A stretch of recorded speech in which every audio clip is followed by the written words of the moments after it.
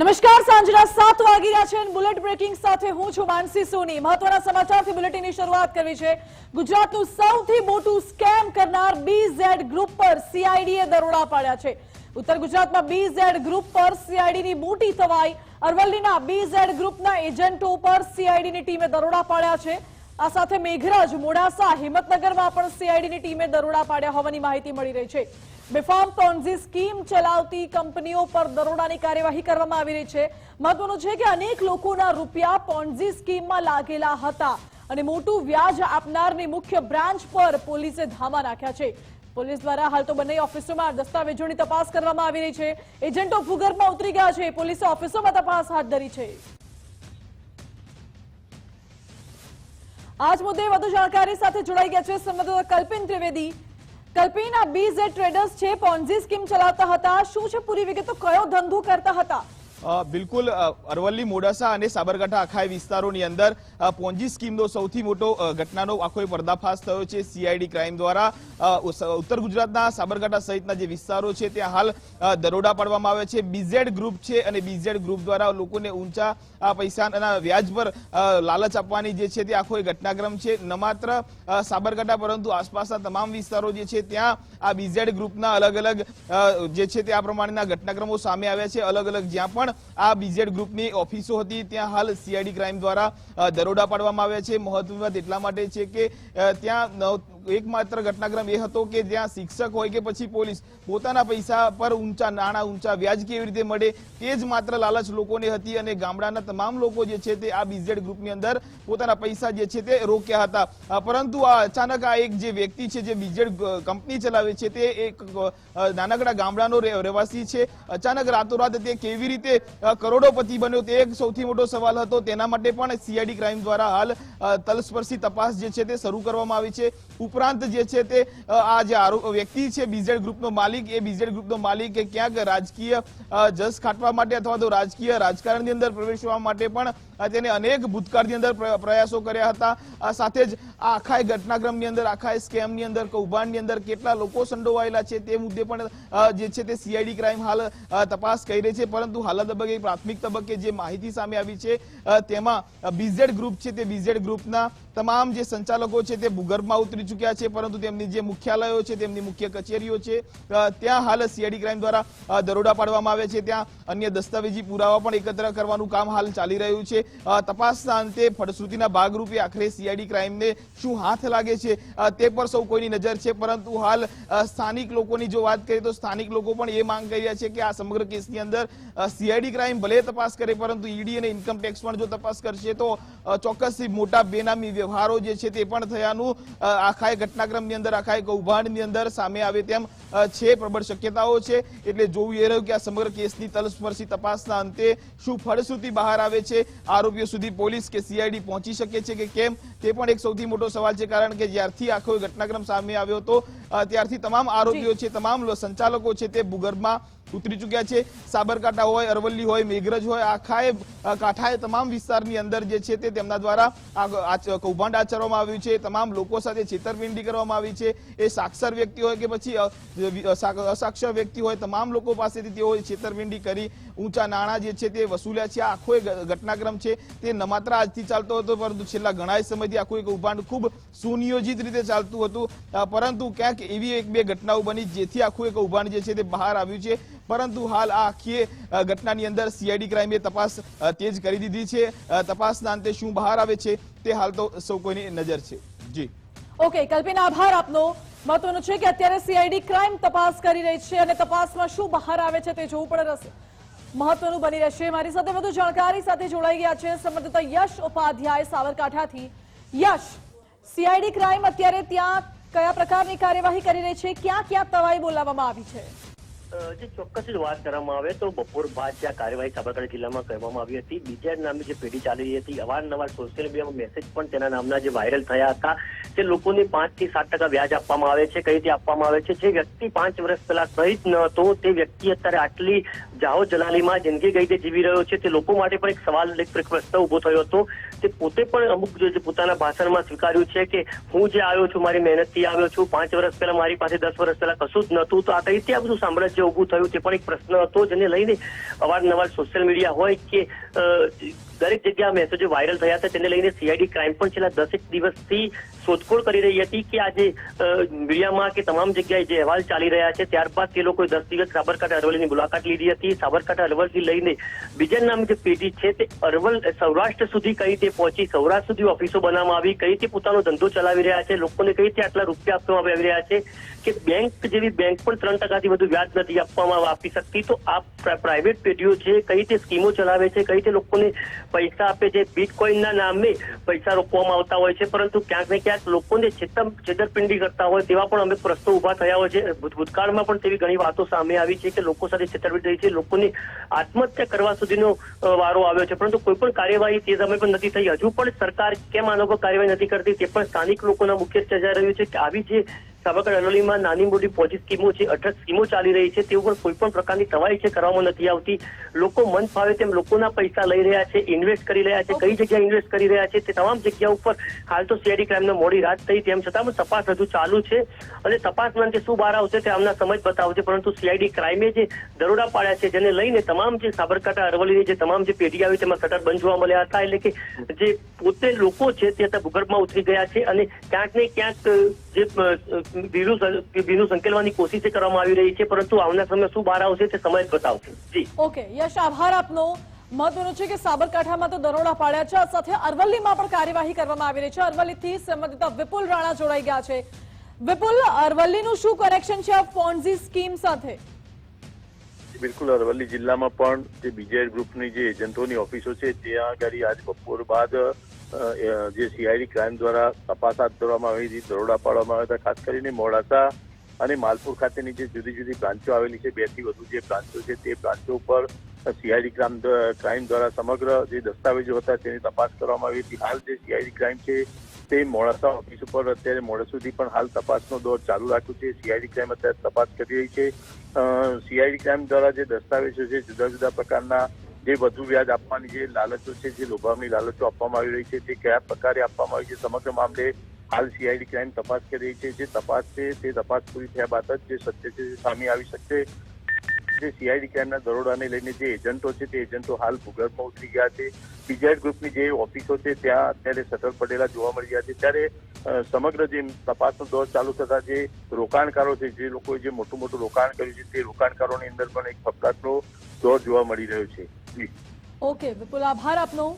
ઉત્તર ગુજરાતમાં BZ group પર સીઆઈડીએ મોટી તવાઈ બોલાવી છે. સાબરકાંઠા હોય, અરવલ્લી હોય, તમામ વિસ્તારોમાં તપાસ કરવામાં આવી રહી છે. હાલ તો એજન્ટો ભૂગર્ભમાં ઉતરી ગયા છે, પરંતુ ઓફિસ અને દસ્તાવેજોની પણ તપાસ કરવામાં આવી રહી છે. સીઆઈડી ક્રાઇમે મેઘરજ, મોડાસા, હિંમતનગરના સ્થળે દરોડા પાડ્યા છે. મહત્વનું છે કે આજે કંપનીઓ છે તેઓ બેફામ પોન્ઝી સ્કીમ ચલાવતા હતા, લોકો સાથે છેતરપિંડી આચરતા હતા અને લોકોના પૈસા પણ આમાં રોકાયેલા હતા. મોટું વ્યાજ આપનારની મુખ્ય બ્રાન્ચ પર પોલીસે દરોડા પાડ્યા છે. પોલીસ દ્વારા હાલ તો બંને ઓફિસોમાં દસ્તાવેજોની પણ તપાસ કરવામાં આવી રહી છે. આ બીઝેડ ફાઇનાન્શિયલ સર્વિસીસ જેના એજન્ટો ભૂગર્ભમાં ઉતરી ગયા છે. મહત્વનું છે કે આ બીઝેડ નામથી ખાનગી ઓફિસો ધમધમી રહી હતી, જેમાં ઊંચું વ્યાજ આપવાની લાલચે લોકો પાસેથી રોકાણ કરાવતા હતા અને ત્યારબાદ તેઓ ફ્રોડ આચરતા હતા. રોકાણ કરાવતી ઓફિસ સહિત સંલગ્ન ઇલેક્ટ્રોનિક્સને પણ કબજે કરવામાં આવ્યા છે. રોકાણકારોને માસિક 5% વળતરની લોભામણી જાહેરાતો આપતા, તેમને લાલચમાં પોતાની જાળમાં ફસાવતા અને સમયસર પૈસા મળવાની સમસ્યાને લઈ પેઢી સામે સવાલ ઉભા થયા છે.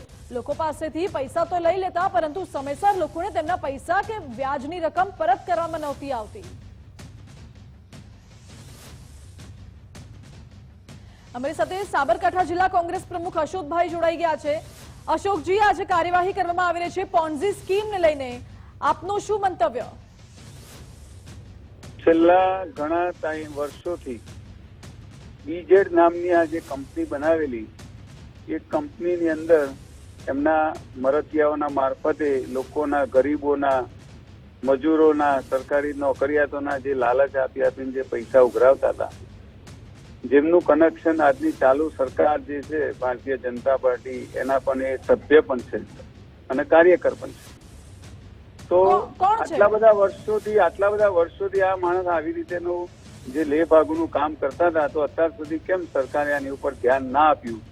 અને જ્યારે આજે કરોડો રૂપિયા જ્યારે લોકોના આ કંપનીની અંદર લાગેલા છે અને લોકો જ્યારે પૈસા માટે વલખા મારશે, ત્યારે આજે એની ઉપર જે કંઈ એક્શન લીધા અને એનાથી આજે સાબરકાંઠા, અરવલ્લી અને ઉત્તર ગુજરાતના કઈક લોકોનું આ બહુ મોટું નુકસાન થઈ રહ્યું છે. આના પહેલા પણ અગાઉ હિંમતનગરની અંદર આવી 4-5 કંપનીઓ હતી જે આ રીતે જ લોકોના પૈસા હડપ કરી અને આજે હિંમતનગર છોડીને ક્યાંક ને ક્યાંક નાસી ગયેલા છે. ઓકે અશોકજી, આપની શું માંગ? હલો જી હલો, બોલો. અશોકજી, આપની શું માંગ છે આ ઘટનાને લઈને? કડક કાર્યવાહી થવી જોઈએ. ઓકે, નાનામાં નાના મજૂરોના, સરકારી કર્મચારીઓના જે પૈસા છે ખરેખર સરકારે પરત કરાવવા જોઈએ. ઓકે. હા. ઓકે અશોકજી, આભાર આપનો. કડક કાર્યવાહીની માંગ કોંગ્રેસ દ્વારા કરવામાં આવી રહી છે, જ્યારે વરિષ્ઠ પત્રકાર રસિકભાઈ જોડાઈ ગયા છે. રસિકભાઈ, કોંગ્રેસનો એવો આરોપ છે કે છેલ્લા ઘણા સમયથી, વર્ષોથી આ પ્રકારની સ્કીમ અને આ ટ્રેડર્સ ધમધમે છે અને કોઈ જ કાર્યવાહી કરવામાં શું કામ નથી આવતી? શું કોઈના ધ્યાને આ વાત નહોતી આવી કે કેમ, તે પણ સવાલ ઉઠે છે. અમે ફરી એકવાર વરિષ્ઠ પત્રકાર સાથે જોડાવાનો પ્રયત્ન કરીશું. હાલ ફોન કપાઈ ગયું છે.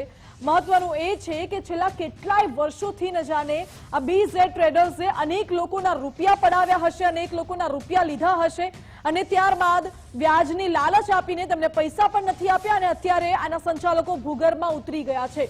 આ કેટલું મોટું નેટવર્ક હશે, આપ વિચાર કરો. જ્યારે એક કોંગ્રેસના નેતા એવું કહે છે કે આ તો એક છે, આવી તો ઘણી બધી છે જે વર્ષોથી ચાલે છે, લોકોના પૈસા લે છે ઊંચા વ્યાજે અને ત્યારબાદ તેમને પૈસા પરત પણ નથી કરતી.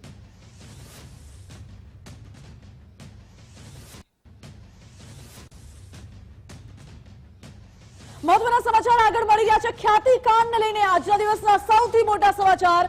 ખ્યાતિકાંડમાં નાસ્તા ફરતા 5 આરોપી ઝડપાયા છે. જી હા, અમદાવાદ ક્રાઇમ બ્રાન્ચે સૌથી મોટું ઓપરેશન પાર પાડ્યું. ખેડાના કપડવંજ નજીક ફાર્મ હાઉસમાંથી આરોપી ઝડપાયા છે.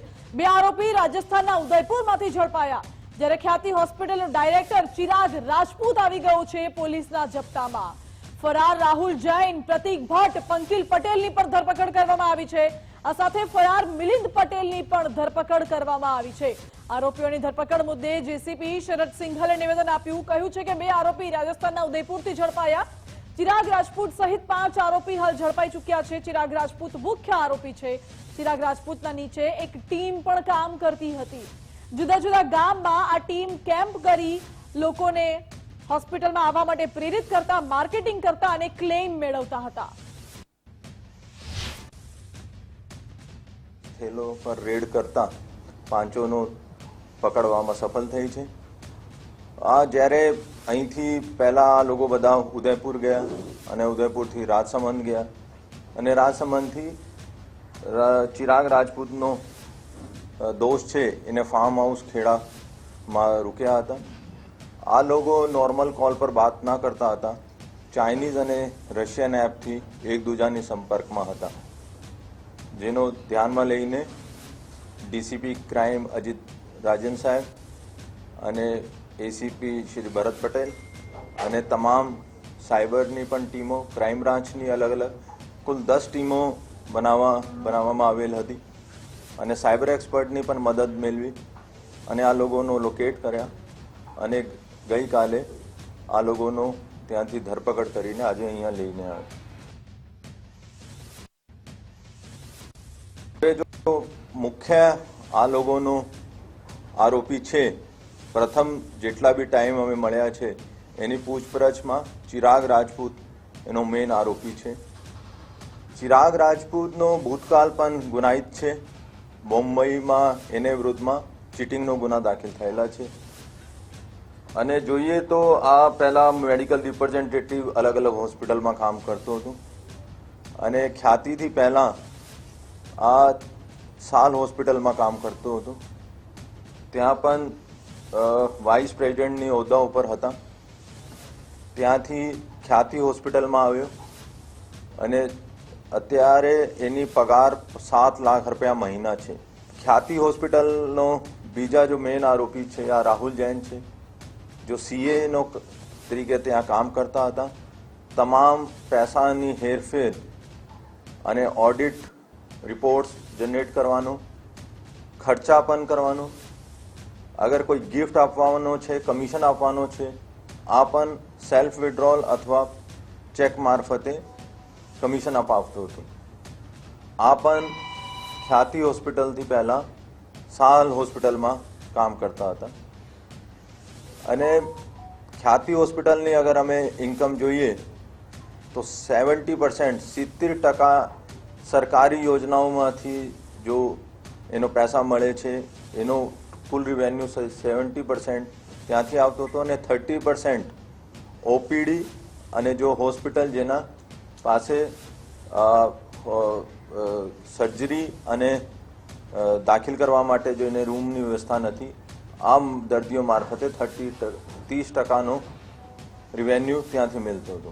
ચિરાગ રાજપૂતે એને અંડર એક ટીમ રાખી હતી. એક મિલિંદ પટેલ છે જો પહેલા સાલમાં પણ નોકરી કરતા હતા અને એને થોડા શેર માર્કેટમાં નુકસાન જતા એના વિરુદ્ધમાં પણ પહેલા 2 કેસ 138 મુજબ દાખલ થયેલા છે.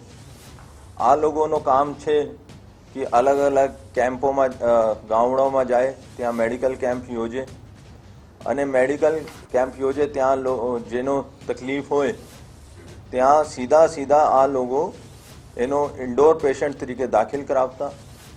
અને પીએમજે પોર્ટલ પર 2 ટાઈપનો આ લોકો એન્ટ્રી કરવાની હોય, એક એમરજન્સી કેસ, એક નોર્મલ કેસ. અને એમરજન્સી કેસમાં ઝડપથી આ લોકોનો અપ્રુવલ મળી જતા હતા. તો આ કેસમાં પણ આ લોકોએ જેટલા બી ઓપરેશન કર્યા બધા એમરજન્સીમાં બતાવવામાં આવ્યો અને જેના આધારે આ ત્યાંથી ક્લેમ પણ મેળવતા હતા. તો ખ્યાતિ હોસ્પિટલનો ડાયરેક્ટર આખરે પોલીસ સકંજામાં આવી ચૂક્યો છે. 2 લોકોના મોત બાદ પણ મીડિયા સામે ચિરાગ રાજપૂત હસતો દેખાયો હતો. ડાયરેક્ટર ચિરાગ રાજપૂત છેલ્લા 14 દિવસથી ભૂગર્ભમાં હતો. જો કે અમદાવાદ ક્રાઇમ બ્રાન્ચની ટીમે આખરે ચિરાગને દબોચી લીધો છે. ચિરાગ રાજપૂત હોસ્પિટલના કાંડ બાદ પણ એકદમ હાસ્ય કરતો હોય તેવો જોવા મળ્યો. તે સમયે તેના ચહેરા પર ચિંતા, શોક, અફસોસની બિલકુલ લાગણી નથી જોવા મળી. કાયદાના સકંજામાં આવતા ચિરાગ રાજપૂતના મોતિયા મરી ગયા છે. જે તે સમયે અટહાસ્ય કરતો ચિરાગ પોલીસ સકંજામાં શીશ ઝુકાવીને ઉભો રહ્યો. ખાખીના પકડમાં ચિરાગ રાજપૂતની તમામ હેકડી નીકળી ગઈ છે.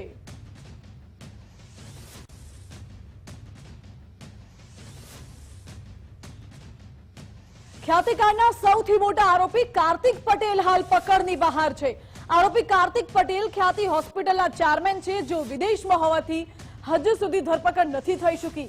પરંતુ ક્યારે થશે કાર્તિક પટેલની ધરપકડ, ક્યારે કાર્તિક પટેલને વિદેશથી પરત લાવવાની પ્રક્રિયા હાથ ધરાશે તે સવાલ ઉઠી રહ્યો છે. કાર્તિક પટેલ આત્મસમર્પણ ન કરે તો સંપત્તિ પણ ટાંચમાં લેવાઈ શકે છે.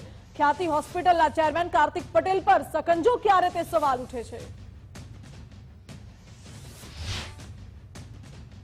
તો ખ્યાતિકાંડમાં અમદાવાદ ક્રાઇમ બ્રાન્ચને મોટી સફળતા મળી. કપડવંજના ઉકરણીના મુવાડામાંથી 4 આરોપી ઝડપાયા છે. આરોપીઓ રાત્રે સુવા આવતા હોવાનો મકાન માલિકે ખુલાસો કર્યો છે.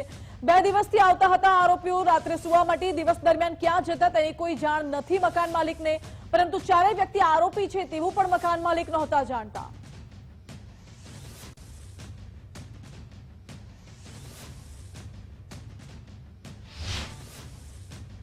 બની રાત્રે 11:30-12 વચ્ચે ક્રાઇમ બ્રાન્ચ વાળા આવ્યા. બરાબર, હું બહાર ઊંઘી ગયેલો તો મારું મોઢું ખોલ્યું, 2 બાજુ 2 ઉભા રહેલા. મને કે ક્રાઇમમાંથી આવીએ, તમારા ત્યાં 4 મહેમાન આવ્યા છે? મેં કહ્યું હા મહેમાન આવ્યા છે. તો એ અમારા મિત્ર થ્રુ આવ્યા છે કે 2 દિવસ રાખજો, ખાલી ઊંઘવા માટેની સગવડ કરી આપજો, બાકી સવારમાં એવા નીકળી જાય. એટલે અહીં ચા પાણી કરવા પણ નહોતા નીકળતા ને એવા સવારમાં નીકળી જતા હતા. રાત્રે પાછા 10:30 ને 11ની આજુબાજુ આવતા હતા. 2 દિવસ આવ્યા. આજે સવારમાં તો પાછા નીકળી જવાના હતા એવું અમને જણાવ્યું. તો અમે કાલે નીકળી જવાના છે. બરાબર. કેટલા દિવસ છે લોકો? 2 દિવસ. ચાર એવા હતા અને મારા બાબાને પણ ક્રાઇમ બ્રાન્ચ લઈ જઈ પૂછપરછ માટે મને એવું કહ્યું કે ગાયકવાડ હવેલી લઈ જઈએ છીએ, તમારે બાબો 1 થી 12 થી 1 અથવા 3 થી 4 ની અંદર પૂછપરછ કરીને અમે પાછો મોકલી દઈશું, બરાબર. તમારા બાબા અમે આજ સુધી અમે આ ઘટનાને કશું જાણતા જ નહોતા સાહેબ મારા, બરાબર. અમારા સંપર્ક અમારું તો વટવાજી એડિશન કારખાનું હતું ને અમે કોરોના થયો પછી અમે ઘેર આવતા રહ્યા ને ઓછી એન્જિનિયરિંગ નામના માણસ ઓમપ્રકાશભાઈ એમનું નામ, એમને એવું કહ્યું કે મારા મિત્રો આવે છે 4, એમને તમે રાખજો. એ કેવી રીતે આવ્યા શું છે અમને ખબર નહીં. તો દિવસે એમની મેળે એમનું કામ પતાવ્યું છે અને તમારે ખાલી રાત્રે ખાલી ઊંઘવાની સગવડ આવવાની એટલો સહકારેલો. અમે આ કેસમાં કશું જ જાણતા નહીં, ખરેખર અમે નિર્દોષ છીએ, અમે મધ્યમ વર્ગના માણસ છીએ. ખ્યાતિ હોસ્પિટલના કાંડમાં તપાસ પર કોંગ્રેસે પ્રહાર કર્યા છે. ખ્યાતિ હોસ્પિટલની તપાસમાં આટલો વિલંબ શું કામ થઈ રહ્યો છે તેવો સવાલ મનીષ દોશીએ ઉઠાવ્યો. અચાનક ચિરાગ રાજપૂતને કોણે સેફ પેસેજ આપ્યું? મૂવીની સ્ક્રિપ્ટની જેમ તેવી સ્થિતિનું નિર્માણ થયું અને 2 લોકોના મોત થાય, 7-8 દર્દીઓને કાયમી જીવન હાલત ખરાબ થઈ જાય, જીવનમાં વચ્ચે ઝોલા ખાય અને આ બધાની વચ્ચે ખ્યાતિ હોસ્પિટલના CEO 3 દિવસ સુધી બધી પ્રકારની વાતચીત કરે, પોલીસની હાજરીમાં મીડિયા માધ્યમો સાથે વર્તન કરે, ગમે તેમ ફરે અને અચાનક સેફ પેશન્ટની જેમ ગાયબ થઈ જાય. અને આજે ક્રાઇમ બ્રાન્ચમાં કહેવામાં આવે છે એમને ધરપકડ કરી કે એ હાજર થયા, એ તપાસનો વિષય છે. પણ મૂળભૂત રીતે આટલા બધા દિવસ સુધી એ CEOને કોણે જવા દીધા, કોણે આરામ ફરમાવવાની વ્યવસ્થા કરવાની ગોઠવણ કરવાની સમય આપ્યો? એ ક્યાં પોલીસ અધિકારી અને ક્યાં ઉચ્ચ નેતાની સાથે મેરા પીપળામાં આખો ખેલ ચાલી રહ્યો છે? પિક્ચરની સ્ક્રિપ્ટની જેમ આરોપીઓ હાજર થાય, પિક્ચરની સ્ક્રિપ્ટની જેમ આખું લખાણ પ્રમાણે જ કામ થાય. આ કાંડ અને કૌભાંડીઓને બચાવવા માટે ગાંધીનગરમાં કોણ આખા બેઠા છે, કોણ ગોઠવણ કરી રહ્યું છે, કોના ઈશારે આખો ખેલ ચાલ્યો હતો, કોના ઈશારે બધાના બિલ પાસ થતા હતા? સમાચારમાં આગળ વાત કરવી છે રાજકોટની, જ્યાં જયંતિ સરથારા પર હુમલાના CCTV ફૂટેજ સામે આવ્યા છે. જમણવાર દરમિયાન જ બંને વચ્ચે બોલાચાલી થઈ હતી અને જમણવાર બાદ પાર્કિંગમાં ઝઘડો થયો હતો. CCTV ફૂટેજમાં PI સંજય પાદરિયા એકલા જતા દેખાયા. જોકે CCTVમાં એ પણ દેખાયું કે PI સંજય પાદરિયાના હાથમાં કોઈ હથિયાર નથી. જયંતિ સરથારા કારમાંથી ઉતરીને બોલાચાલી કરી રહ્યા છે. જોકે રાજકોટ મહાનગરપાલિકાના પૂર્વ કોર્પોરેટર અને સરદારધામના ઉપપ્રમુખ જયંતિભાઈ સરથારા પર જૂનાગઢના PI સંજય પાદરિયા દ્વારા હુમલો કરવામાં આવતા ચકચાર મચી ગઈ છે.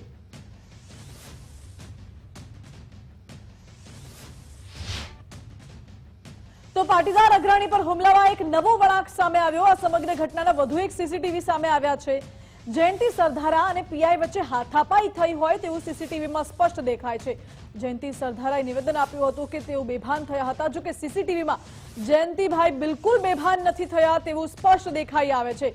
બીજી તરફ જયંતિભાઈ પોતે કાર લઈને ત્યાંથી નીકળતા પણ જોવા મળ્યા.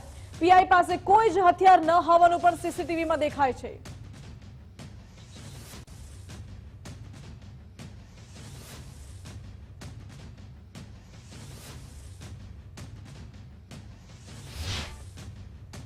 તો પાટીદાર અગ્રણી જયંતિ સરથારા પર હુમલાનો મામલો, જેમાં સમગ્ર ઘટનાના વધુ એક CCTV દ્રશ્યો સામે આવ્યા છે. પાર્ટી પ્લોટની અંદરના દ્રશ્યો સામે આવ્યા, જેમાં જયંતિ સરથારા PIને ઉશ્કેરતા જોવા મળ્યા. જયંતિ સરથારાએ પ્રથમવાર હાથાપાઈ કર્યાનું સામે આવ્યું છે અને જયંતિ સરથારાએ PIને ધક્કો પણ માર્યો. ત્યારબાદ પગથી લાત મારવાના દ્રશ્યો પણ સામે આવ્યા, જ્યારે અન્ય આગેવાનો બંનેને સમજાવતા હોય તે પણ દ્રશ્યોમાં સ્પષ્ટ દેખાઈ આવે છે.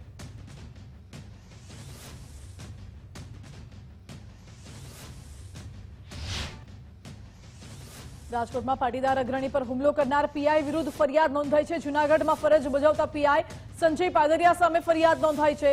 રાજકોટ તાલુકા પોલીસ મથકમાં હત્યાની કોશિશની ફરિયાદ નોંધાઈ હતી. ખોડલધામ સાથે સંકળાયેલા છે PI સંજય પાદરિયા, જેમણે હુમલો કર્યો હોય તેવા આરોપો લાગી રહ્યા છે. જોકે જયંતિ સરથારાના PI સંજય પાદરિયા પર ગંભીર આરોપ, સમાજ સાથે ગદ્દારી કરી કહી હુમલો કર્યો તેવો આરોપ લગાવ્યો.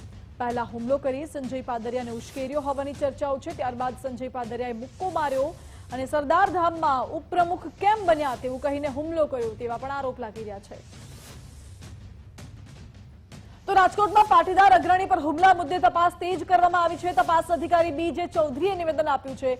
પોલીસે ઘટના સ્થળની મુલાકાત લીધી અને FSLની પણ મદદ લેવામાં આવી છે. પોલીસ દ્વારા સીસીટીવી ફૂટેજ એકત્રિત કરાયા છે. પીઆઈ સંજય પાદરિયા પાસે હથિયાર હતું કે કેમ તે સ્પષ્ટ નથી થયું, પરંતુ તબીબે જયંતિ સરદારાને હેડ ઇન્જરી થઈ હોવાનું જણાવ્યું છે. જયંતિ સરદારાને માથાના ભાગે ટાંકા લેવામાં આવ્યા છે. હજુ તબીબોનો રિપોર્ટ આવવાનો બાકી છે તેવું બીજે ચૌધરીએ કહ્યું.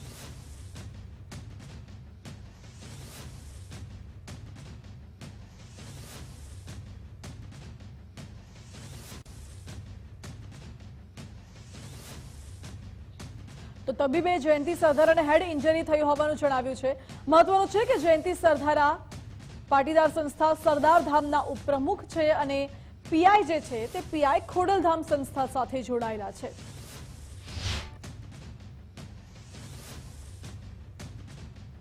ફરિયાદી જયંતિભાઈ કરશનભાઈ સરદાર નાઓ હતા. ત્યાં આ કામના આરોપી સંજય વશરામભાઈ પાદરિયા નાઓ પણ હતા.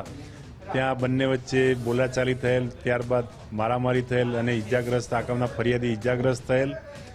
ત્યારબાદ આ કામના આરોપીએ ફરિયાદીને જણાવેલ કે તમે સમાજના ગદ્દાર છો, તેમજ તમે સરદાર ધામના સૌરાષ્ટ્ર ઝોનના ઉપપ્રમુખ બની બેઠા છો, તમે કોઈ કામ કરતા નથી ને ખોટા છો, તેવા વગેરે બધા જણાવી કારણો અને આ કામના આરોપીએ આ કામના ફરિયાદી જયંતિભાઈને માર મારેલ અને ઇજાગ્રસ્ત થયેલ અને લોહી લુહાણ થયેલ. જે બાબતે તેઓ પોતે ગિરિરાજ હોસ્પિટલ આવી અને સારવાર લીધેલ છે અને હાલમાં સારવાર ચાલુ છે, એડમિટ છે.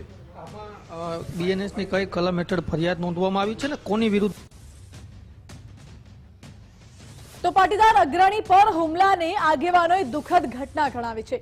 સમાજમાં દરેક લોકો સેવા કરતા હોય છે તેવું મુકેશ મેરજાએ કહ્યું, પણ દુઃખ એ છે કે હવે ભાગલા પડતા જાય છે. આ ઘટનાને સમાજ સાથે લેવા દેવા નથી, પણ બંને વ્યક્તિ વચ્ચે વિચારધારાની લડાઈ છે તેવું કહ્યું. કોઈ પણ સમાજમાં કે કોઈ પણ વ્યક્તિઓ વચ્ચે આવું ન થવું જોઈએ એ તો સ્પષ્ટ હું અને તમે બધા સમજી શકીએ છીએ. કારણ કે ઝઘડો કોઈ પણ જગ્યાએ થાય તો એમાં બંને પાર્ટીને નુકસાન થતું હોય છે અને સમાજ માટે પણ એ સારી વસ્તુ નથી. એમાં પાટીદાર સમાજને ઘાય લેવા દેવા નથી. તેમ છતાં આ આખી ઘટનાને પાટીદાર વચ્ચેની ઘટના તરીકે ઉપસાવી રહ્યા છે તે મારી દ્રષ્ટિએ અયોગ્ય છે. જયંતિભાઈ સરદારા ઉપર જે હુમલો થયો એ ખરેખર એક કમનસીબ બાબત છે. સમાજમાં આવું થાય એ યોગ્ય નથી. સમાજમાં આવું બને એવું તો આપણે કલ્પી પણ ના શકીએ. ત્યારે એમના જે કંઈ બન્યું છે એ અંગત બાબતોને લઈને બન્યું હોય, શું બન્યું હોય એ બંને મિત્રોને બંને લોકોને ખબર હોય. આમાં ખોડલધામ હોઈ ના શકે અને આમાં ખોડલધામ ના હોય.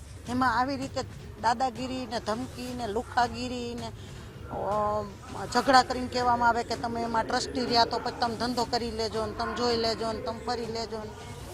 આ નોટ ગુડ. જે આ પીઆઈ છે એ તો જુનાગઢના છે, કોઈ કાર્યક્રમ અંગે આવ્યા હશે અને એમણે જયંતિભાઈ ઉપર જે હુમલો કર્યો એ ખૂબ દુઃખદ છે અને પીઆઈ સામે ગૃહ ખાતું કડકમાં કડક પગલાં લે એવી અમારી માંગણી છે. બંને સંસ્થાના લોકો કોઈ દુશ્મનાવટથી જોઈ નથી રહ્યા. બે વ્યક્તિ વચ્ચેનો કોઈ ગજગરા હોઈ શકે છે અને સમગ્ર સંસ્થા સાથે જોડી દેવો એ હિતાવહ પણ નથી ને આપણા સમાજમાં જરૂરી પણ નથી અને ખરી હકીકતમાં વાસ્તવિકતા છે પણ નહીં. એ બંને સભ્યને કોઈ લગ્ન પ્રસંગમાં ગયા, ત્યાં બોલાચાલી થઈ ને ત્યાં બહાર પાર્કિંગમાં ડખો થયો એવી હકીકત બહાર આવી છે અને સંસ્થા સાથે અલગ અલગ જોડાયેલા છે, હોઈ શકે છે. અને માનો કે એમની જે ફરિયાદ છે એ કદાચ સાચી પણ માની લઈએ તો પણ એ બંને વ્યક્તિ પૂરતો મર્યાદિત છે. એમાં સમગ્ર સંસ્થાને જોડવી કે આખા પાટીદાર સમાજને જોડવો એ હિતાવહ નથી. તો પાટીદાર અગ્રણી પર હુમલા અંગે ભાજપ પ્રવક્તાએ પણ નિવેદન આપ્યું છે. આ હુમલાનો મુદ્દો તેમનો આંતરિક મુદ્દો છે તેવું યજ્ઞેશ દવે કહ્યું છે. કોંગ્રેસ આ મુદ્દે રાજકારણ કરવા માંગે છે. મુદ્દાની ગંભીરતા રાખવાને બદલે કોંગ્રેસ રાજકીય રંગ આપે છે તેવું યજ્ઞેશ દવેએ કહ્યું. આ વિવાદ જ્યાં સુધી મેં તપાસ કરી ત્યાં સુધી આવો કોઈ વિવાદ સામાજિક વિવાદ નથી. આ કોઈ એમનો આંતરિક વૈમનસ્યના કારણે આ પ્રશ્ન ઉપસ્થિત થયો છે અને કોંગ્રેસના નેતાઓ એવો આક્ષેપ કરી રહ્યા છે કે ભારતીય જનતા પાર્ટી આ પ્રયત્નો કરી રહી છે, પરંતુ મારે એ વાત પણ હાસ્યાસ્પદ એટલા માટે લાગે છે કે હુમલો ભારતીય જનતા પાર્ટીના નેતાઓ ઉપર છે. એટલે કોંગ્રેસ કોઈ પણ પ્રશ્ને અને કોઈ પણ મુદ્દે રાજકારણ કઈ રીતે રમવું અને રાજકીય રંગ કઈ રીતે આપવો, કોઈ પણ વ્યક્તિનું આજે એની પર હુમલો થયો છે એની સંવેદના દાખવવાની જગ્યાએ એને રાજકીય રંગ આપી અને રોટલા શેકવામાં જ્યારે કોંગ્રેસ પડી હોય ત્યારે મારે સ્પષ્ટ કહેવું એ બાબતે છે કે આ જે હુમલો થયો છે કે આ વાત છે એમાં કોઈ રાજકીય રંગ નથી અને કોઈ સામાજિક પણ રંગ નથી. રાજકારણમાં ખુરશી માટેની ખેંચતાણ અને સત્તા માટેની હુંસાતુસી એ કઈ નવી વાત નથી, પરંતુ હવે આવું જ રાજકારણ મોટા મંદિરોની ગાદી માટે પણ થવા લાગ્યું છે. જૂનાગઢના ભવનાથ અંબાજી મંદિરની ગાદીનો વિવાદ હજુ તો શાંત પણ નથી પડ્યો. ત્યાં જ હવે બનાસકાંઠાના કાંકરેજમાં થળી જાગીર મઠને લઈને પણ વિવાદ ઉભો થયો છે. કેવળપુરી થળી જાગીર મઠના મહંત જગદીશપુરીના નિધન બાદ દેવ દરબાર તરફથી શંકરપુરીના મહંત તરીકે વરણી કરાઈ છે, તો બીજી બાજુ અન્ય સમાજે અંકિતપુરીને મહંત તરીકે નિમ્યા છે. મહત્વનું છે કે જૂનાગઢમાં પણ ભવનાથ અંબાજી મંદિરના મહંત તનસુખગીરી બ્રહ્મલીન થયા બાદ ગાદી માટે બે જૂથ પડાપડી કરી રહ્યા છે. એક ધાર્મિક સ્થળ પર સત્તા જમાવવા આવા જ ખેલ થશે તો ભક્તોને પછી કોના પર વિશ્વાસ આવશે તે સવાલ છે. તો જૂનાગઢમાં અંબાજી મંદિરની ગાદીનો વિવાદ દિવસે ને દિવસે વકરી રહ્યો છે, ત્યારે હવે ગાદીના વિવાદને લઈને જૂનાગઢના કલેક્ટરને ગાંધીનગર બોલાવવામાં આવ્યા છે. ગાંધીનગરમાં મંદિરને લઈને પ્રભારી મંત્રીઓ સાથે કલેક્ટરની બેઠક બોલાવવામાં આવી. બેઠકમાં મંદિરનો વિવાદ શાંત થાય તેમજ મંદિરનો વહીવટ સરકાર હસ્તક લેવા અંગે પણ ચર્ચા વિચારણા થઈ શકે છે. તો મહત્વનું છે કે અંબાજી મંદિરના મહંત બ્રહ્મલીન થતા જ વિવાદ શરૂ થયો હતો. તો આ તરફ જૂનાગઢમાં અંબાજી મંદિરની ગાદીનો મામલો ગરમાયો છે, ત્યારે સોશિયલ મીડિયામાં સમાચાર જોઈને મહેન્દ્રગીરી લાલઘૂમ થઈ ગયા. મહેન્દ્રગીરીએ સોશિયલ મીડિયામાં મેસેજ ફેલાવનારને ચીમકી આપી. સોશિયલ મીડિયામાં મેસેજ ફેલાવનાર વિરુદ્ધ કાર્યવાહીની તેઓએ ચીમકી આપી. આ બે બુનિયાદ અને ખરાબ વાતો સોશિયલ મીડિયામાં જે પણ લોકો ફેલાવી રહ્યા છે એ પણ જોઈ લેજો. ભાઈ મજા નહીં આવે. જે વસ્તુની હકીકત તમારી સુધી નથી પહોંચી એ વસ્તુ જેને તમે જાણતા નથી એના માટે તમે કેવી રીતે લખી શકો, કેવી રીતે બોલી શકો, એના માટે પણ કાયદો અને વ્યવસ્થા છે. અમે બપોર પછી વકીલોને બોલાવવાના છીએ. જે પણ લોકોએ સોશિયલ મીડિયામાં ભવનાથ વિરુદ્ધમાં, હરિગીરી મહારાજ વિરુદ્ધમાં જેટલું લખ્યું છે, બોલ્યા છે, એના માટે પણ અમે કાયદાને ધ્યાનમાં રાખી વકીલોની સલાહ લઈ અને અમે કાયદાકીય પગલાં લેશું. બનાસકાંઠાના કાંકરેજ તાલુકામાં કેવળપુરી થળી જાગીર મઠના મહંત જગદીશપુરીના નિધન બાદ હવે વિવાદ ત્યાં પણ વકર્યો છે. નવા ગાદીપતિ તરીકે મહંતની નિયુક્તિને લઈને વિવાદ ઉગ્ર બન્યો છે. દેવ દરબાર જાગીર મઠના મહંત બળદેવનાથ બાપુએ નવા મહંત તરીકે શંકરપુરીની વરણી કરી હતી, તો બીજી તરફ આસપાસના ગામના લોકોએ નવા ગાદીપતિ તરીકે મહંત અંકિતપુરીની ચાદર વિધિ કરી હતી. જોકે હવે આ મુદ્દે વિવાદ વધુ વકરી શકે છે. કોઈ કાગળ લાવે, કોઈ પુરાવો લાગે તો ચલો દેવ દરબાર સુધી એમને આપી દેવું છે. તમારું બાવાનું આમાં છે શું લે મને એ પહેલું તો તમે ખબર પાડો. કેમ કે હરિપુરી મહારાજ જયારે મોણેકપુરી દેવ થઈ ગયા એ વખતે હરિપુરીના દેવ દરબારથી મેળવામાં આવેલા છે. બાકી આજે દેવ દરબારનું છે અને દેવ દરબારનું જ રહેવાનું છે.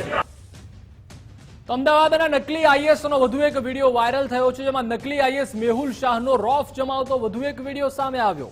એરપોર્ટ પરથી બહાર નીકળતો વિડીયો વાયરલ થયો છે. ભાડે રાખેલી સિક્યુરિટી ગાર્ડ સાથે બહાર નીકળ્યો હતો આ નકલી આઈએસ. પુષ્પવર્ષા સાથે નકલી આઈએસનું સ્વાગત કરતો વિડીયો સામે આવ્યો. પોતાના સાગરીતો સાથે પોતાની જ પુષ્પવર્ષા કરાવતો હતો મેહુલ શાહ. તો મેહુલ શાહ નકલી આઈએસ બનીને ફરતો હતો. હાલ તો તે પોલીસના જાપ્તામાં છે, પરંતુ તેના જ જે મળતિયાઓ હતા, તેના જ જે બોડીગાર્ડ તેને રાખેલા હતા, તેના દ્વારા પોતે ઉપર જ પુષ્પવર્ષા કરાવતો હતો. તો સુરતમાં હવે ઝોલાછાપ હોસ્પિટલ સામે કાર્યવાહી નક્કી થઈ ગઈ છે, જેમાં ઝોલાછાપ હોસ્પિટલ હશે તો ચોક્કસથી કાર્યવાહી થશે. મુખ્ય જિલ્લા આરોગ્ય અધિકારીનું મોટું નિવેદન. અગાઉ હોસ્પિટલને સીલ કરી કાર્યવાહી કરાઈ છે તેવું અનિલ પટેલે જણાવ્યું. હોસ્પિટલને નોટિસ પણ પાઠવવામાં આવી હતી. જરૂરી પ્રમાણપત્ર સાથે હાજર થવા આદેશ કરાયો છે. પ્રમાણપત્રો રજૂ કરવા એક તક અપાઈ છે. તમામ પ્રમાણપત્રોની ચકાસણી કરવામાં આવશે. ચકાસણી કર્યા બાદ કમિટી સમક્ષ રિપોર્ટ રજૂ કરાશે. પેનલ્ટીની જોગવાઈ મુજબ દંડ વસૂલવામાં આવશે તેવું પણ અનિલ પટેલે જણાવ્યું. ક્લિનિકલ એસ્ટાબ્લિશમેન્ટ એક હજુ શરૂઆત કરી છે આપણે 1 ઓક્ટોબરથી, એટલા માટે બહુ સખત કાર્યવાહી કરવા કરતાં એમને એક તક આપવી જરૂરી છે. અને અમારી જે માનનીય કલેક્ટર સાહેબની અધ્યક્ષતાને તજજ્ઞો અને જે મેમ્બર્સ બનાવવામાં આવ્યા છે એ કમિટી સમક્ષ આ બધા જે હોસ્પિટલ જે રજીસ્ટ્રેશન નથી કરાયું તો એનું રજૂ કરવામાં આવશે. ને જે એક્ટ મુજબ જે દંડની એટલે પેનલ્ટીની જોગવાઈ છે એ પ્રમાણે કરવામાં આવશે. તો સુરતમાં હવે સ્કિનના તબીબો સામે પણ તવાઈ બોલાવવામાં આવી છે, જેમાં જીએમસીના નિયમ મુજબ સારવાર નહીં કરો તો કાર્યવાહી ચોક્કસથી થશે. મંજૂરી અનુસાર જ સારવાર કરવાની રહેશે. મંજૂરી વિના સારવાર કરાશે તો કાર્યવાહી થશે. ઇન્ડિયન એસોસિએશને આરોગ્ય વિભાગને પુરાવા સાથે રજૂઆત કરી. ક્લિનિકલ એસ્ટાબ્લિશમેન્ટ એક્ટ હેઠળ હાલ ચાલી રહી છે નોંધણી. પ્રક્રિયા પૂર્ણ થયા બાદ નવા કાયદા મુજબ પગલાં ભરાશે શહેરમાં સ્કિન સ્પેશિયાલિસ્ટ વિરુદ્ધમાં. સ્કિન સ્પેશિયાલિસ્ટ એટલે કે MBBS થયો હોય, સ્કિન MD કર્યું હોય અથવા DVD કર્યું હોય એ સ્કિન સ્પેશિયાલિસ્ટ તરીકે એલોપેથિકમાં જાણવામાં આવે છે. આયુર્વેદિક હોય તો આયુર્વેદિકમાં પણ MDની ડિગ્રી હશે એમના, અને હોમિયોપેથિકમાં પણ MDની ડિગ્રી હોય છે. તો એ જે તબીબ છે જેણે રજીસ્ટ્રેશન કરાવ્યું છે ગુજરાત મેડિકલ કાઉન્સિલ અને આયુર્વેદિક જે કાઉન્સિલ છે, યુનાની કાઉન્સિલ છે, એમાં રજીસ્ટ્રેશન કર્યું હોય એમની જે પેથી છે એ પ્રમાણે એ લોકો ટ્રીટમેન્ટ સારવાર કરી શકશે, એમાં કોઈ વાંધો નથી. પણ જો કોઈ અનક્વોલિફાઈડ હોય, કોઈ અનરજિસ્ટર હોય તો એ ચલાવી ન લેવાય. તો ગૃહ રાજ્યમંત્રી હર્ષભાઈ સંઘવીએ કોંગ્રેસ પર વાકપ્રહાર કર્યા. ગૃહ રાજ્યમંત્રીએ કોંગ્રેસ પર નિશાન સાધ્યું અને કહ્યું કે મહારાષ્ટ્ર ચૂંટણીનો ઉલ્લેખ કરીને તીખાવાર કર્યા. કોંગ્રેસે ગુજરાતીઓની ભાવનાને ઠેસ પહોંચાડી છે તેવું હર્ષ સંઘવીએ જણાવ્યું. કોંગ્રેસની ગુજરાત વિરોધી માનસિકતા છતી થઈ ગઈ છે. ભાગલાવાદી રાજનીતિમાં વિશ્વાસ રાખે છે કોંગ્રેસ. ગુજરાતની જનતાએ હંમેશા ભાગલાવાદી રાજનીતિને જાકારો આપ્યો છે તેમ પણ હર્ષ સંઘવીએ જણાવ્યું. महाराष्ट्र की सरकार आपके जो प्रोजेक्ट्स हैं, जो महाराष्ट्र को रोजगार देने वाले प्रोजेक्ट्स हैं, उनको दूसरे प्रदेशों में भेजती है और आपके लोग मजदूरी दूसरे प्रदेशों में जाके करते हैं. उदाहरण देता हूं, वेदांता और फॉक्सकॉन का सेमीकंडक्टर प्लांट, जिससे महाराष्ट्र के युवाओं को 10,000 रोजगार मिलते, 1.5 लाख करोड़ रुपए का प्लांट है, ये उन्होंने महाराष्ट्र से छीन कर गुजरात भेज दिया. टाटा एयरबस का मैन्युफैक्चरिंग यूनिट 10,000 रोजगार,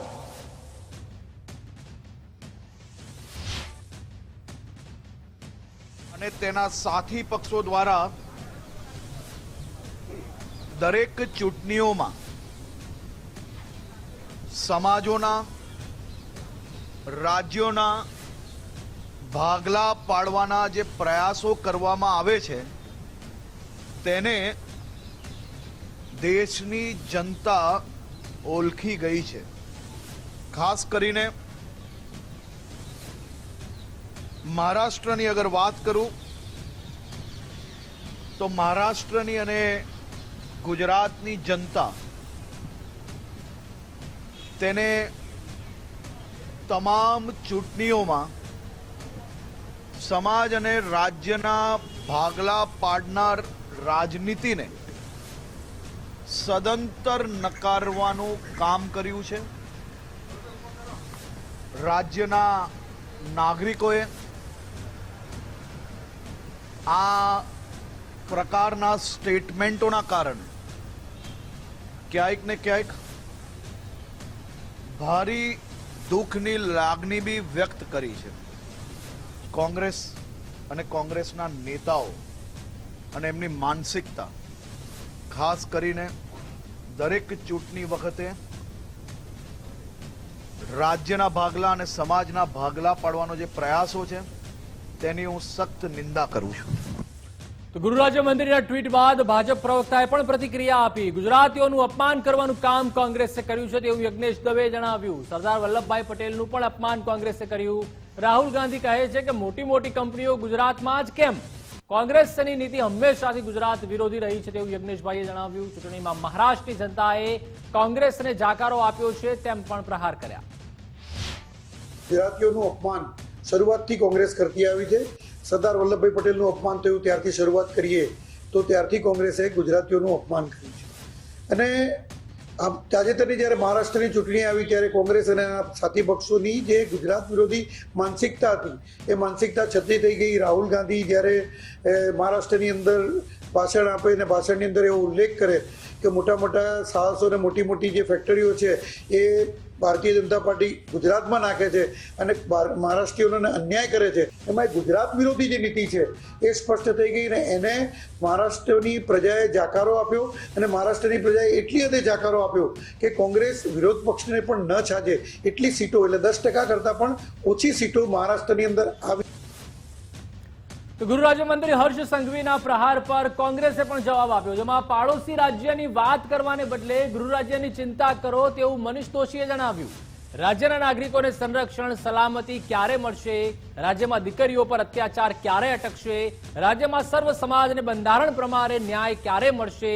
રાજ્યમાં જુદા જુદા કાંડ અને કૌભાંડો ક્યારે અટકશે? ગૃહ વિભાગમાં ચાલતો ભ્રષ્ટાચાર ક્યારે અટકશે? તેવા વાકપ્રહાર મનીષ દોશીએ કર્યા. આ પાડોશી રાજ્ય માટે ચિંતા કરવાને બદલે ગૃહ રાજ્ય મંત્રી આ ગૃહ રાજ્યની તો ચિંતા કરો કે ગુજરાતમાં અનુસૂચિત જાતિ, અનુસૂચિત જનજાતિ, બક્ષી પંચ અને લઘુમતી સહિત સર્વ સમાજને ક્યારે બંધારણ પ્રમાણે ન્યાય મળશે? ગુજરાતના બાળકોને ક્યારે શિક્ષણનો અધિકાર મળશે? ગુજરાતની બેન દીકરીઓ પર થતા અત્યાચાર ક્યારે અટકશે ને એમને સુરક્ષા અને સલામતી ક્યારે મળશે? ગુજરાતના માણસને, નાગરિકોને જીવન જીવવાનો અધિકાર ક્યારે મળશે? જુદા જુદા થતા કાંડ અને કૌભાંડો ક્યારે અટકશે? ગુજરાતમાં નકલીનો કારોબાર ક્યારે અટકશે? આ મુદ્દે આપ મૌન છો અને બીજા બધી વાત કરો. કોંગ્રેસ ઉપર આરોપ મૂકતા પહેલા ખુદ જેની જવાબદારી તમને શપથ લઈને તમે લીધા છે એ ગૃહ વિભાગનો ભ્રષ્ટાચાર ક્યારે અટકશે? તો આવતીકાલે મુખ્યમંત્રી ભૂપેન્દ્રભાઈ પટેલ મહારાષ્ટ્રના પ્રવાસે જવાના છે. આવતીકાલે મહારાષ્ટ્રમાં મુખ્યમંત્રીની શપથવિધિમાં તેઓ હાજરી આપશે. મહારાષ્ટ્ર મુખ્યમંત્રીની શપથવિધિમાં હાજરી આપવાના છે, ત્યારે ગુજરાત સહિત ભાજપ શાસિત રાજ્યોના સીએમ પણ ત્યાં ખાસ ઉપસ્થિત રહેશે.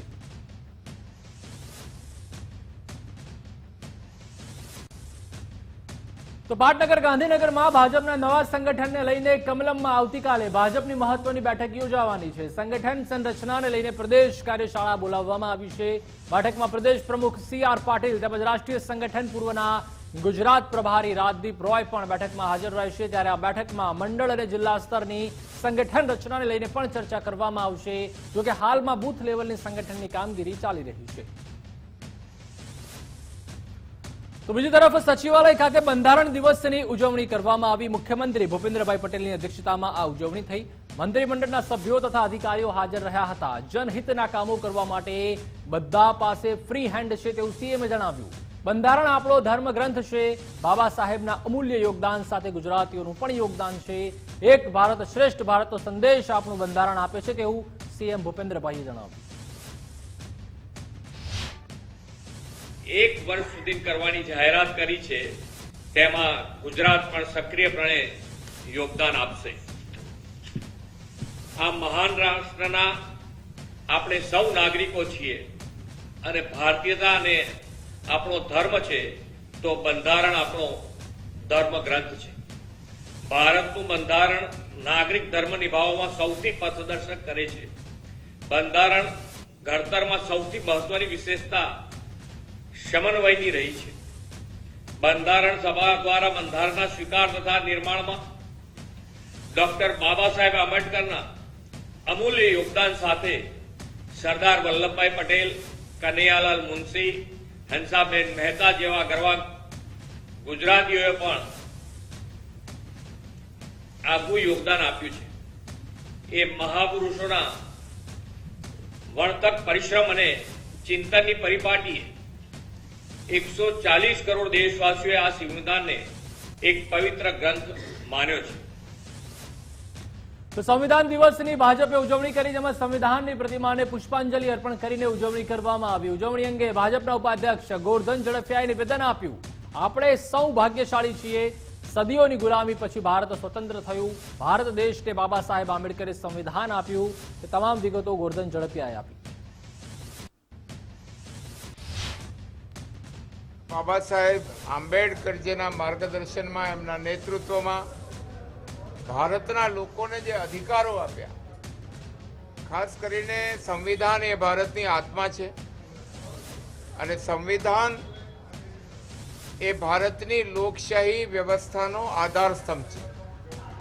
અને એ વખતે જ્યારે માનવી મૂલ્યોની જાળવણી, એને માટે ફંડામેન્ટલ રાઇટ્સ અને રાજ્યોને આપેલા અધિકારો, એ ડાયરેક્ટિવ પ્રિન્સિપલ અને લાંબી ચર્ચાઓને અંતે 26મી જાન્યુઆરી 1950ના દિવસે જેનો અમલ થયો, વંચિતો, શોષિતો, પીડિતોને બંધારણે અધિકાર આપ્યા. તો સંવિધાનને લઈને હર્ષ સંઘવીના વિપક્ષ પર વાકપ્રહાર. સંવિધાનને ઠેસ પહોંચાડવાનું કામ કોંગ્રેસે કર્યું છે તેવું હર્ષ સંઘવીએ જણાવ્યું અને કહ્યું કે રાહુલ ગાંધી જે સંવિધાન લઈને ફરે છે તે માત્ર કોરી બુક છે. રાહુલ ગાંધી પોતાના જ સંવિધાનની વાતો કરે છે. સંવિધાનનું પૂરું પાલન ભાજપે કર્યું છે તેવું પણ હર્ષ સંઘવીએ જણાવ્યું.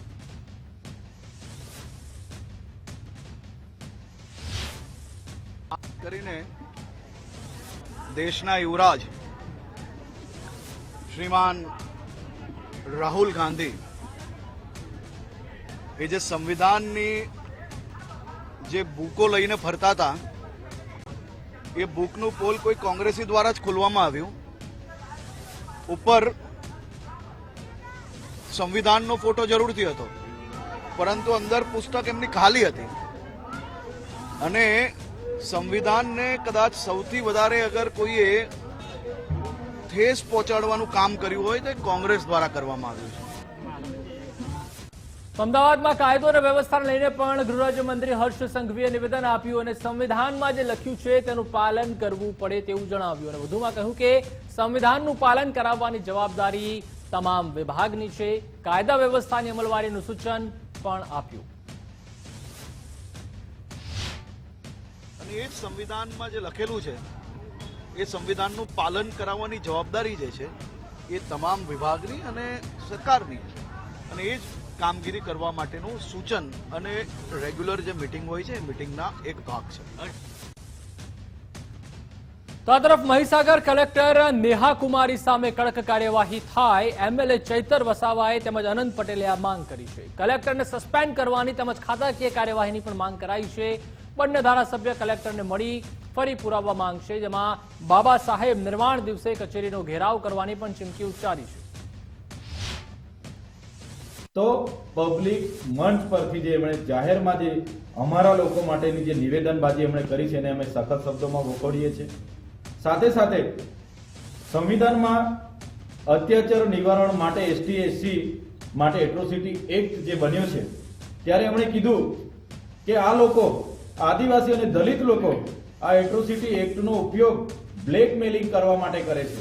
90 કે થોડા સમય પહેલા મહીસાગરના કલેક્ટરે જે આદિવાસી સમાજ વિશે જે ટિપ્પણી કરી છે અને આદિવાસી સમાજ તેમજ દલિત સમાજ વિશે ન છાજે એવી વાત કરી છે, એના વિરોધમાં આજે સંવિધાન અધિકાર દિવસે કલેક્ટરશ્રી પાસે જવાબ માંગવાના છે કે તમે જે આદિવાસી સમાજ એટ્રોસિટી એક્ટ 90% ખોટી હોય છે એની વાત કરી, એના પુરાવો જો એમની પાસે હોય પુરાવો માંગવા જવાના છે.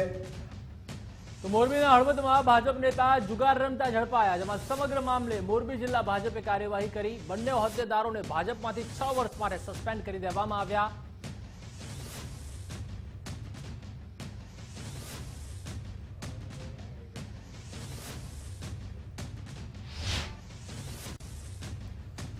તો રાજ્યમાં આગામી 3 દિવસ બાદ ઠંડીમાં વધારો થવાની હવામાન વિભાગે આગાહી કરી છે. 3 દિવસ બાદ તાપમાનમાં ઘટાડો થતા ઠંડીમાં વધારો થવાની સંભાવના છે. 3 દિવસ સુધી તાપમાનમાં 1 ડિગ્રીનો ફેરફાર થઈ શકે છે. વેસ્ટર્ન ડિસ્ટર્બન્સના લીધે આગામી 3 દિવસ બાદ 2 ડિગ્રી સુધી તાપમાન ઘટવાની હવામાન વિભાગે आगाही व्यक्त करी है. तापमान पिछले 24 घंटों में नलिया और बड़ौदा में 13.8 डिग्री सेल्सियस दर्ज किया गया है. अगर हम ओवरऑल तापमान की बात करें, नो लार्ज चेंज में तापमान पूरे गुजरात में देखने को मिला है, 1-2 स्टेशन को छोड़ के. और अगले 3 दिन तक जो है तापमान पूरे गुजरात में नो लार्ज चेंज में बना रहेगा. उसके बाद 1-2 डिग्री की जो है कुछ जगहों पे गिरावट देखने को मिलेगी. बहुत ही शॉर्ट पीरियड के लिए फिर से स्टर्लीज होगा विंड पैटर्न एंड तापमान फिर से नो लार्ज चेंज में 1-2 डिग्री वापस राइज करके बना रहेगा.